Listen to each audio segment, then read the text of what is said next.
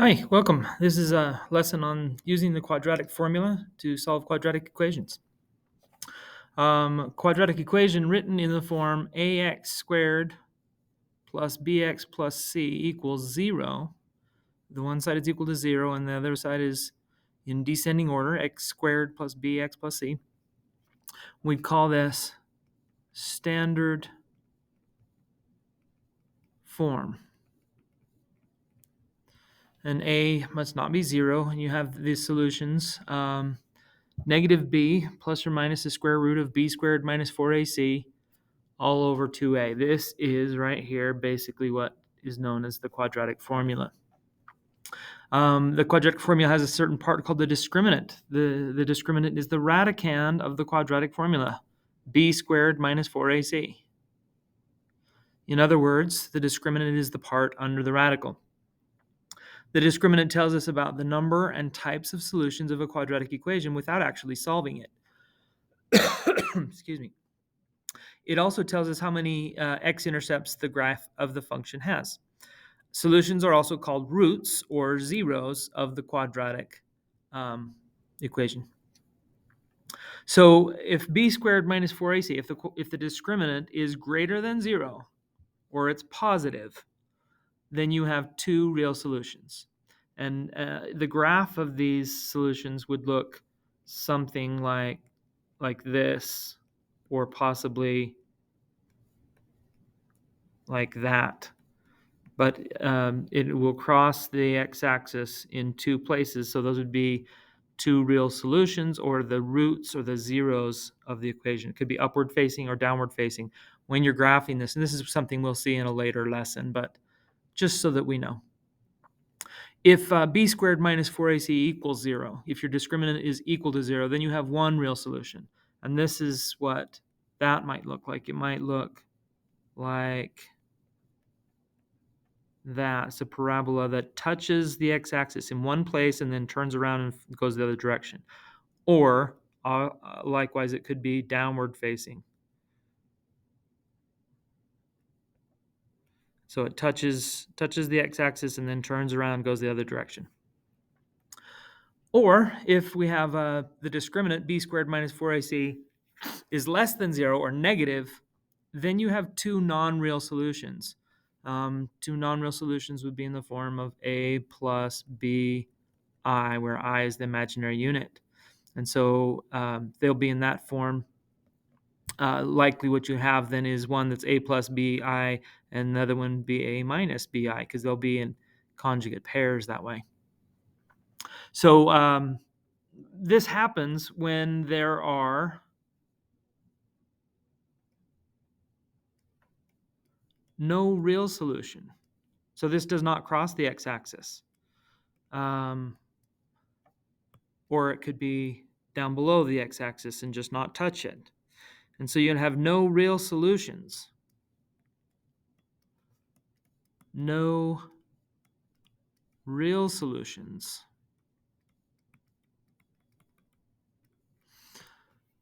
But two non-real solutions. So you will have two solutions, but they will be non-real. You'll have that imaginary aspect to them. But in terms of their roots, where they cross the x-axis, they just won't cross the x-axis. All right, let's look at some examples here.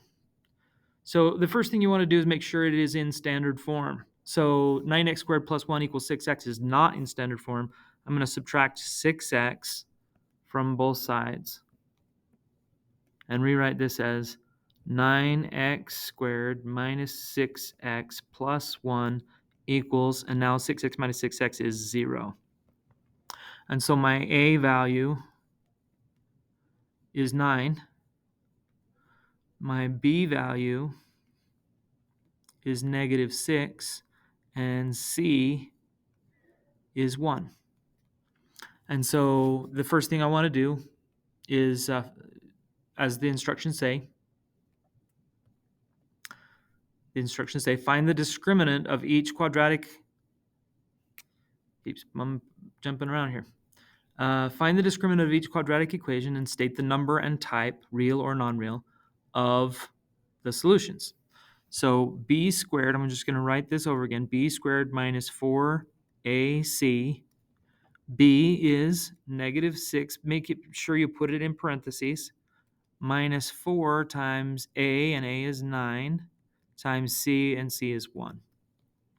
So negative 6 squared is 36. And then minus 4 times 9 times 1, that's negative 36. And 36 minus 36 is 0. And so 0 is the value of the discriminant, which means that we have one real solution. That goes back to this. If your value of your discriminant is equal to 0, then you have one real solution. All right, B. I'm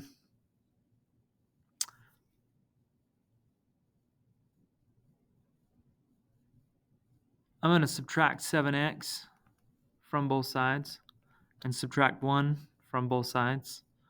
And that's going to cancel those two and cancel those two, leaving 0. And on the right, we'll have, on the left, we'll have 1/2 x squared minus 7x minus 1.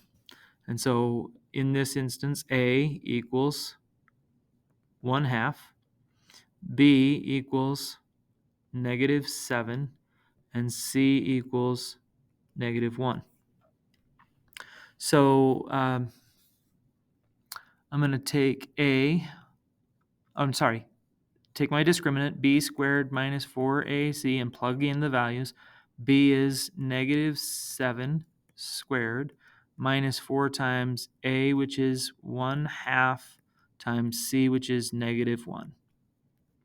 First, I'm going to take that negative 7 and square it. Negative 7 times negative 7 is a positive 49. And then in this instance, I've got negative here and a negative here, so that when I multiply all three of these together, they're going to cancel each other out, and it's going to be positive. So that's going to be plus 4 times 1/2, or half of 4 is 2, and then 2 times 1 is just 2. So I've got 49 plus 2, that's 51. And 51 is greater than 0. It's positive, and this means that there will be 2 real solutions. All right. So when you solve a quadratic equation using the quadratic formula, I'm going to put 1 SF for standard form. Make sure that it is in standard form. AX squared plus BX plus C equals 0. Has to be equal to 0. 2. Find the discriminant.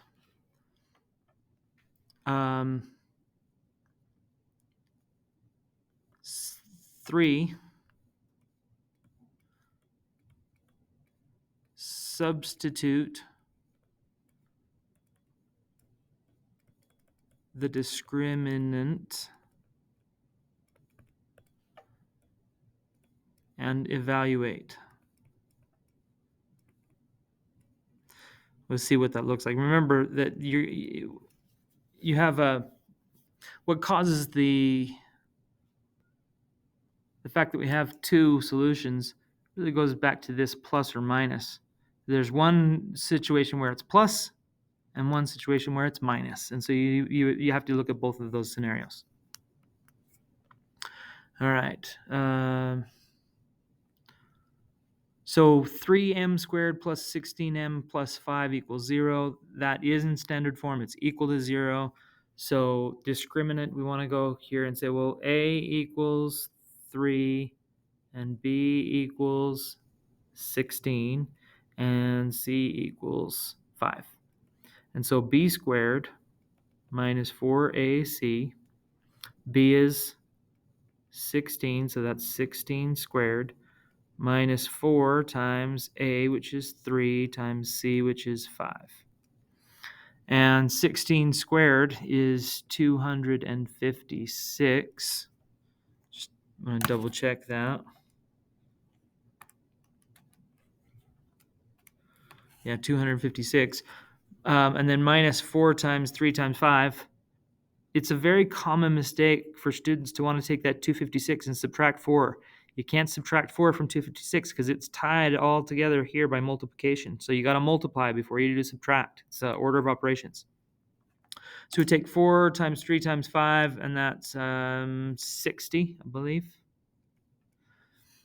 And so we get 256 minus 60, and that's 196. And then we take that and we put it back into the quadratic formula. Remember that the quadratic formula is x equals negative b plus or minus the square root of b squared minus 4ac all over 2a. And I can then substitute in negative b, the opposite of b is 16, so this is minus 16, plus or minus the square root of the discriminant, which we have already calculated. The b squared minus 4ac is 196, so I'm going to put in 196. And this is all over 2a, or 2 times, in this case, 3. And then I have to evaluate this. So the first thing I might do is to take a look at the square root of 196. And the square root of 196 is 14. And so I can say this is negative 16 plus or minus 14, because that's the square root of 196, all over, and 2 times 3 is 6. And so at this point, I would separate these out into two scenarios. One in which I've got negative 16 plus 14 over 6, and the other one where I say negative 16 minus 14 is over 6. That's the plus or minus here. Plus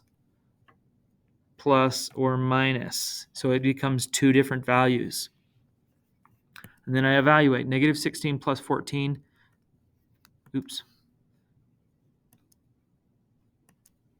Negative 16 plus 14 is negative 2 over 6. And negative 2 over 6 simplifies to negative 1/3. Negative 16 minus 14 over 6. Negative 16 minus 14 would be negative 30 over 6. And negative 30 divided by 6 is negative 5. And so my solutions are negative 5 and negative 1/3. And those are the two solutions for example A. If we look at example B, once again, we want to decide what's A, B, and C. A is 1, since there's no number in front of the variable x squared, we know that number to be 1. B is 4, and C is 7. And so b squared minus 4ac, b is 4, so that's 4 squared, minus 4 times a, and a is 1, and c is 7. And 4 squared is 16. And then I've got negative times a positive times positive. That's going to be negative. 4 times 1 is 4, and 4 times 7 is 28. And 16 minus 28 is negative 12.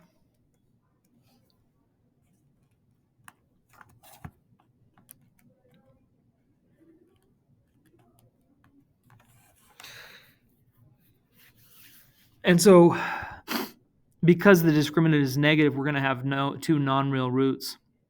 So we're going to go up here and we'll say, once again, it's good practice to write this over and over again so you can commit it to memory. X equals negative b plus or minus the square root of b squared minus 4ac all over 2a. And negative b is the opposite of b. b is 4, so this is negative 4 plus or minus the square root of, we've already got the discriminant, it's negative 12 all over 2a, and that's 2 times a is 1. All right. This time, we're going to take negative 12. We'll go off here to the side and say 12. 12 is the same as, because 12 is not a perfect square like 196 was in our last example. 196 is, the square root of 196 is 14. But the square root of 12 is not a whole number, and so we can simplify this. We take our prime factors. 2 goes into 12 6 times. 2 goes into 6 3 times. And so since we have a pair of 2's, those 2's will come out of the radical. And so we'll have negative 4 plus, also because it's negative, whenever you have a negative under the radical, that comes out from under the radical as the imaginary unit I.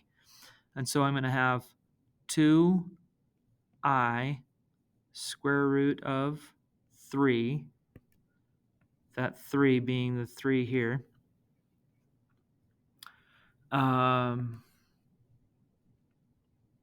And this is all,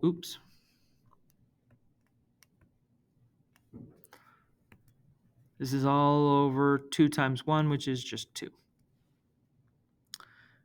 And, or I could say negative 4 minus 2I square root of 3 all over 2. Now, each of these, when you have a number of different terms, I have 2 terms here being divided by 2. That's the same as each of the terms being divided by 2.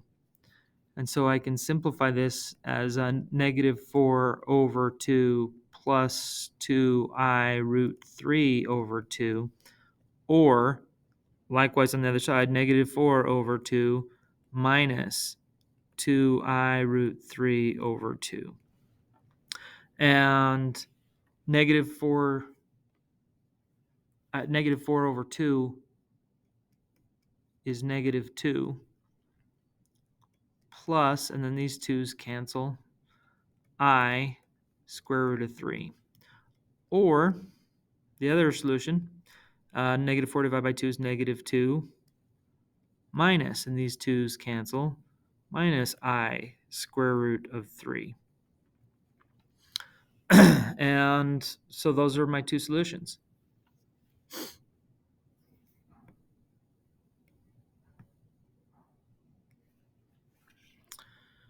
All right, let's look at the next example. I'm going to actually invite you to work through some of these examples on your own, and